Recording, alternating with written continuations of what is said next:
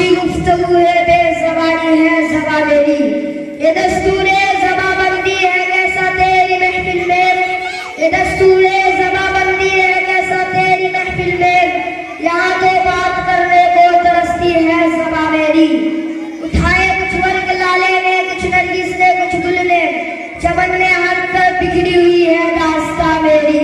मोहतरम हज़रात, मेहमानाने आज़ाद, सामईने किराम, स्टेज पर जलवाए फरोज़ फरमाए किराम, आज यौम जमहूरिया की मुनासिबत से जामिया इस्लामिया मदनी नगर पटोरा के चार दीवारी के अंदर बड़े आबोताब और शान और शौकत के साथ दुआइया प्रोग्राम मुनअक़िद किया गया है। आज के इस पुरवक़ात महफिल में मेरा मौज़ूअ सुख़न जंग आज़ादी के उलमाए देवबंद की कुर्बानियाँ। मैं गुलशन हादा का छोटा सा तिफ़ल बुलबुल हूँ। बाग वाले देवबंद की आगोश और मोहब्बत का नतीजा है कि मैं आप हज़रात के सामने कुछ बोलने की जसारत कर रहा हूँ। मेरी उड़ने वाली परवाज़ के लिए दुआए शकीनी में मुझे याद फरमाइए। मोहतरम हज़रात, रशीद खलीली पाम इस बात पर शाहिद व आदिल है कि हिंदुस्तान की सरज़मीन पर शैतानी ज़ुर्रियत का नापाक साया पड़ा। फितना परवर फसादी फिरंगी का जब तसल्लुत कायम हुआ, जब बड़ी मक्कारी व अय्यारी से हुकूमत हिंद की बाग दो कब्जे में ले लिया और बड़े ही साज़बाज़ी से जब हमारे तख्तो ताज का मालिक बन गया, हिंदुस्तान के बाशिंदों का जीना हराम कर दिया, मुसलमान सिख ईसाई हिंदू हर एक का जीना दोभर कर दिया, जबर और तशद्दुद की इंतहा कर दी, जुल्म व बग़ियत से हर एक को गुलामी का तोबा सिलासिल पहनने पर मजबूर कर दिया।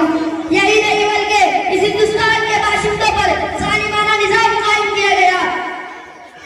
इस हिंदुस्तान के बाशिंदों पर ज़ालिमाना निज़ाम कायम किया गया। हमारी मसनद हुकूमत पर बैठकर हमसे आज़ादी छीनने लगा, तो ऐसे पुरखतर वक्त में हुकूमत फिरंगी के खिलाफ अलग बगावत बुलंद करने वाले, आज़ादी हिंद का नारा लगाने वाले, हुकूमत फिरंगी के खिलाफ ऐलान जंग का फतवा देने वाले, हिंदुस्तान की आज़ादी के लिए जान शहादत नोश करने वाले वो उलमाए देवबंद थे। चुनांचे उलमाए देवबंद ने इस हिंदुस्तान की आज़ादी के खातिर बालाकोट की जेल को पसंद किया। इस हिंदुस्तान की आज़ादी के खातिर उलमाए देवबंद ने फांसी के खंडे को कबूल किया। फिर आखिर उन्होंने जानी तो दी, लेकिन अंग्रेजों से किसी की हालत समझौता नहीं किया।